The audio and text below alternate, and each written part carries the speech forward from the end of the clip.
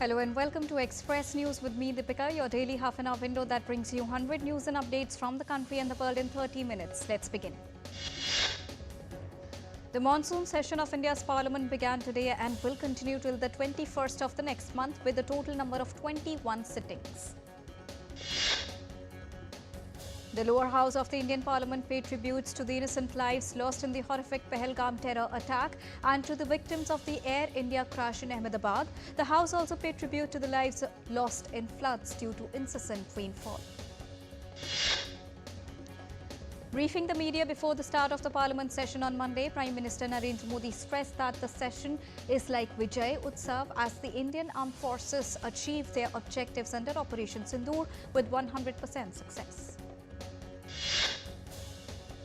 Prime Minister also hailed the multi-party delegation for their participation in the global outreach program under Operation Sindoor, calling it a reflection of India's collective strength and growing stature on the world stage. Prime Minister also noted that India has endured many violent challenges, be it terrorism or Naxalism, but today the influence of Naxalism and Maoism is shrinking rapidly.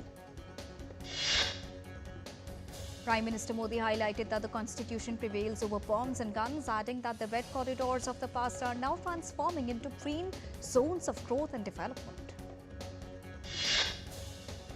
Prime Minister also stressed that it is with the efforts of the government, India is moving ahead at a fast pace towards becoming the third largest economy of the world.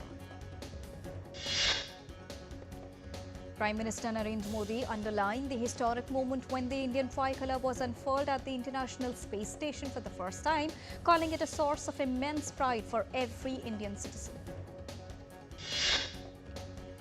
Prime Minister Narendra Modi also highlighted that Digital India is making waves globally, with UPI gaining popularity across many countries, becoming a recognized name in the world of fintech.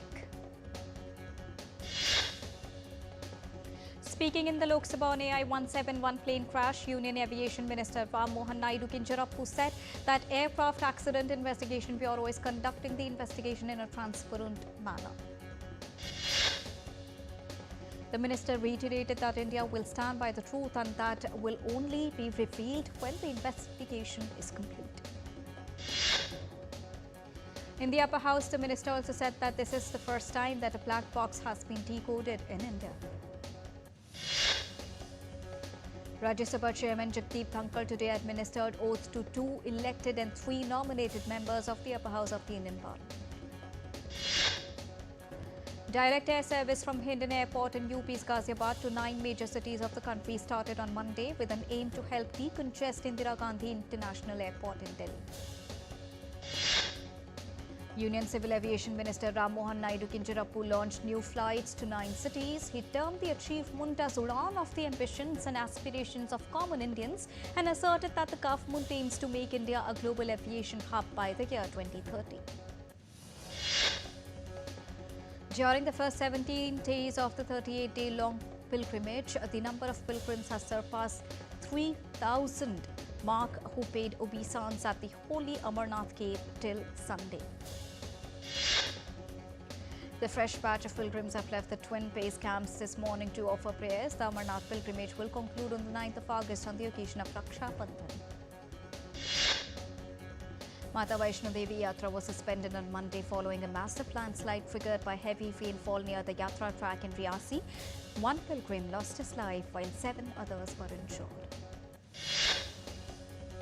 Lieutenant Governor of Jammu and Kashmir, Major Sinha has expressed grief. Manoj Sinha has expressed grief over the tragic incident and condoled the loss of life. He said that Shrine Board has been directed to provide best possible medical care and support to the injured pilgrims. The Bombay High Court today acquitted 12 persons convicted in the 2006 Mumbai train blast case, citing lack of conclusive evidence.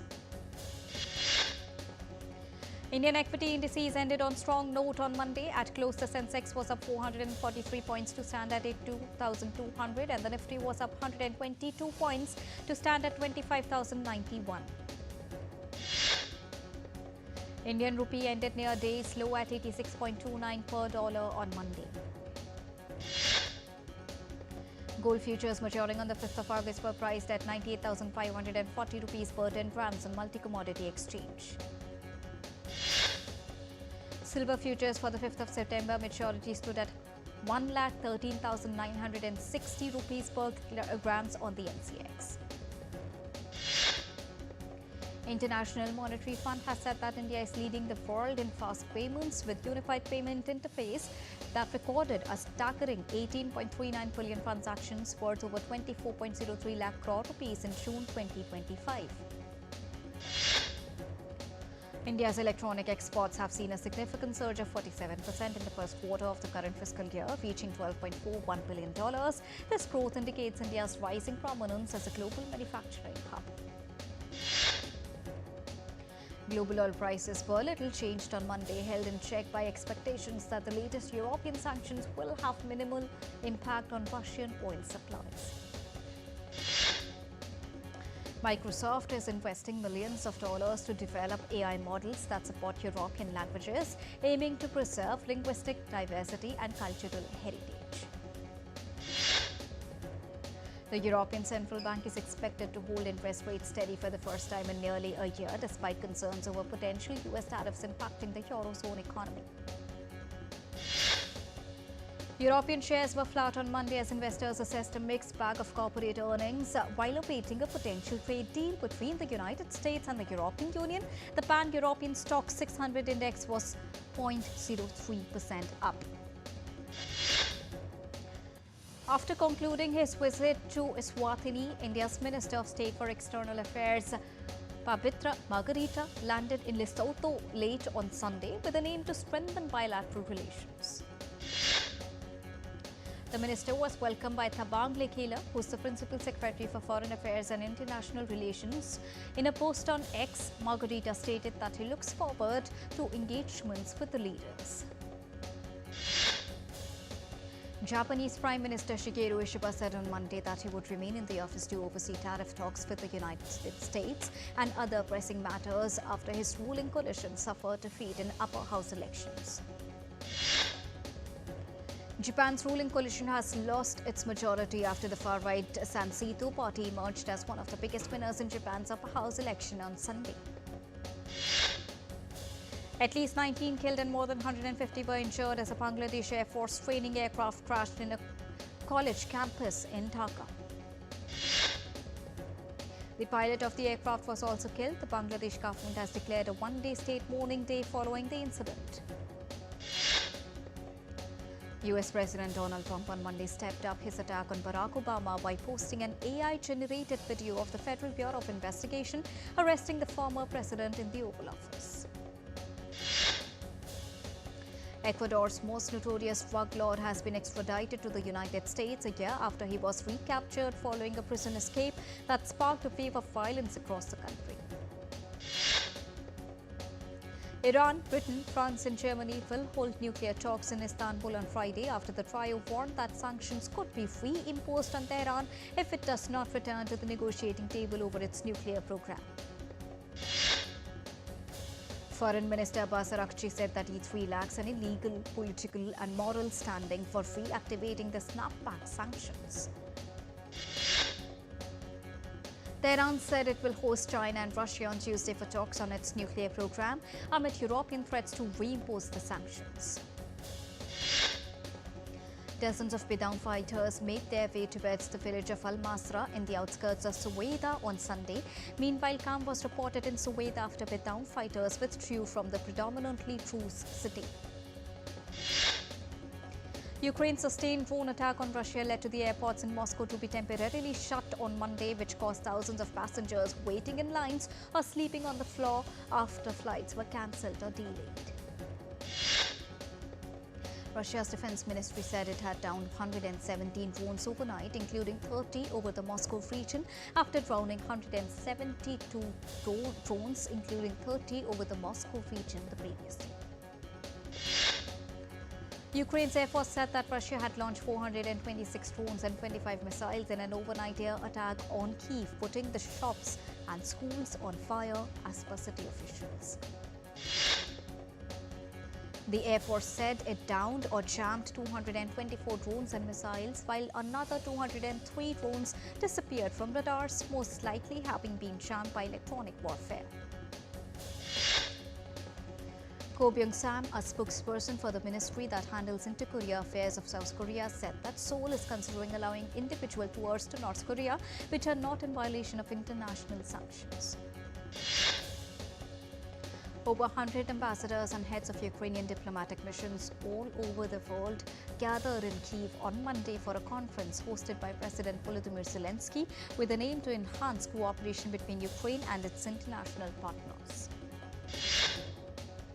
5 suspects arrested in connection with the killing of Berkeley professor appeared at an Athens court on Monday.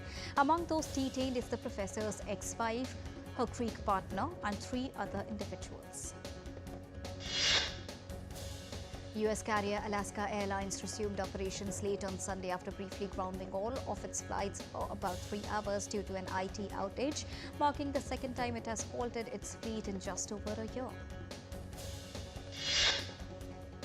Time to take a short break. We'll be right back.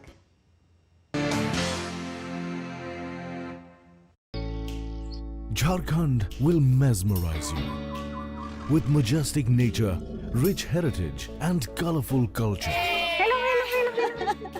Johar. Johar. It fits perfectly. Thank you. Full workout हो गया. Ready?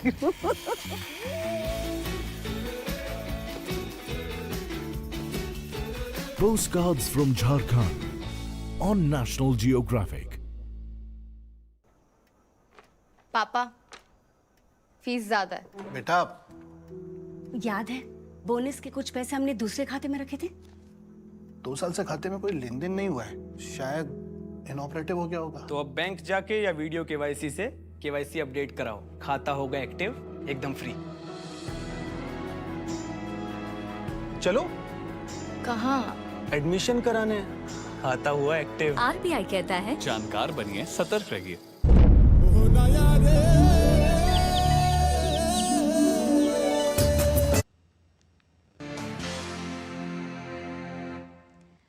Welcome back after that short break. Let's continue. Torrential rains that slammed South Korea for 5 days have left 18 people dead and 11 others missing. South Korean President Lee Jae-myung visited flood-hit areas in Sangcheong County on Monday. Storms drenched southern parts of mainland China on Monday, causing flash floods and snarling traffic a day after Typhoon Wipa pounded Hong Kong. Heavy rainfall is forecast to continue across coastal regions in South China until Tuesday morning, with warnings issued for flash floods, landslides and strong winds. Similarly, in Vietnam, Prime Minister has put coastal provinces on emergency footing for Typhoon Wipa, saying it could cause flooding and landslides as airlines cancelled flights ahead of the storm's expected landfall early on Tuesday. Turkish firefighters battled flames overnight on Monday in a place that broke out in the country's northwest, forcing evacuations in 2 villages. With rain slashing parts of India's financial capital, Mumbai, since the early hours of Monday, the Indian Meteorological Department issued an orange alert till Tuesday. India's Delhi NCR got a respite from severe heat as national capital and adjoining areas received heavy rain. Warning for thunderstorms and lightning have been issued in parts of western UP. Besides, an orange alert for rains has been issued for the northern districts of Uttar Pradesh. Heavy rains have been forecasted in many districts of northern state of Rajasthan. As per the IMD, light to moderate rain is likely in some parts of northern and southeastern Rajasthan between the 21st and 22nd July. The Indian Meteorological Department on Monday has issued an orange alert for very heavy rain in Uttarakhand and Himachal Pradesh as rain lashes parts of Shimla. Tourists visiting Rome's Colosseum can now explore the ancient monument after sunset as a new nighttime tour called A Night at the Colosseum aims to offer a cooler and less crowded experience. The 60-minute guided tour covers the first tier, arena, floor and underground chambers and focuses on the history of the museum. Thousands of athletes from around the world competed in the 17th World Dragon Boat Racing Championship hosted by Germany that concluded on Sunday. Dancers in traditional red and gold costumes performed the ancient Polo Balador dance, the flying pole dance, recently in Guatemalan town of Cubalco. The spiritual ceremony represents a living testament to the cultural identity of the Maya Archi people and takes place over 10 days from 16th till the 25th of July. Every Friday at sunrise, thousands gathered at Oak Street Beach in Chicago for a free outdoor Pilates session. Founded by 25-year-old Olivia, the club aims to make wellness accessible to everyone. The Croatian islands of Salta and Brač engaged in a unique tug-of-war contest, with the winner claiming symbolic ownership of the tiny uninhabited island of Ruduja. For 16 years, the neighbouring islands have been competing in this annual event. This year, Salta emerged victorious, claiming symbolic ownership of the island for the next year. The contest showcases a friendly rivalry between the two, highlighting their unique cultural heritage. Dozens of Kate Bush fans dressed in red dresses gathered in a park in Germany's capital Berlin to dance together to the British singer's cult hit Wuthering Heights. The 2025 Chongqing Nightlife Festival is in full swing in China, transforming the city's street into a vibrant spectacle.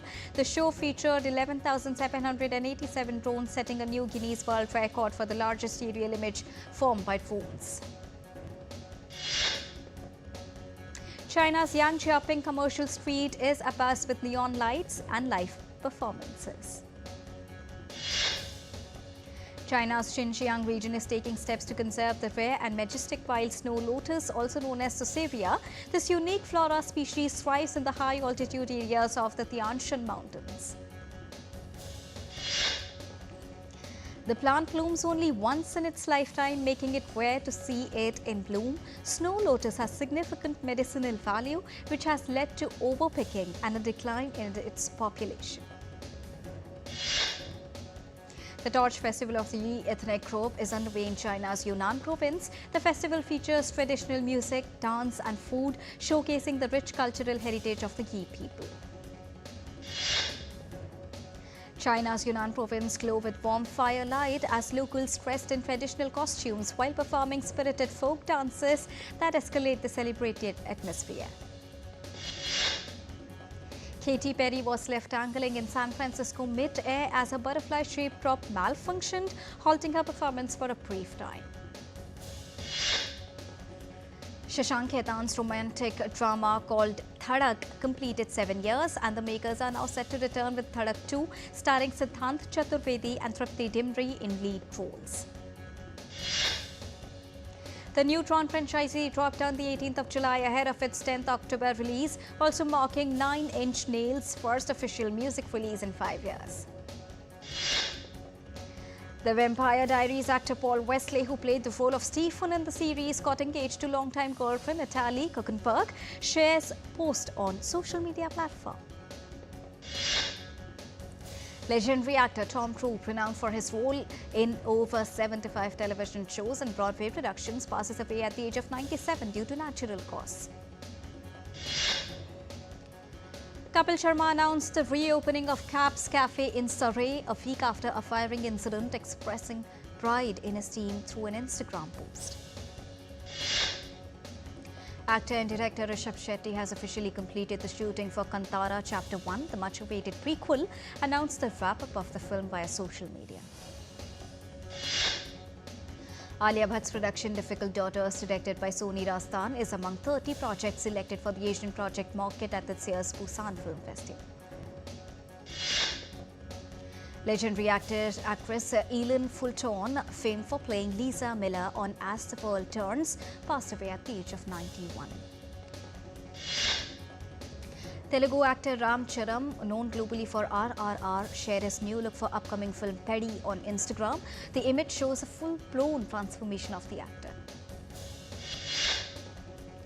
Injury trouble continues to mount for the Indian team as Nitish Reddy and Arshdeep Singh have been ruled out of the fourth test against England starting on Wednesday.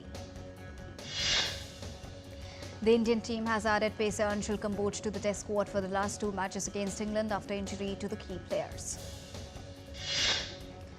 England and Wales Cricket Board are set to host the next 3 World Test Championship finals. Debutant Mitchell Owen powered Australia to a 3-wicket victory over West Indies in the first T20 international in Jamaica. Former India wicketkeeper Farooq Engineer and West Indies legend Clive Lloyd are set to have stands named after them at the iconic Old Trafford cricket ground in Manchester. Indian men's doubles pair of Satvik Sairaj, Ranki Reddy and Chirag Shetty will compete at the China Open badminton tournament starting on Tuesday.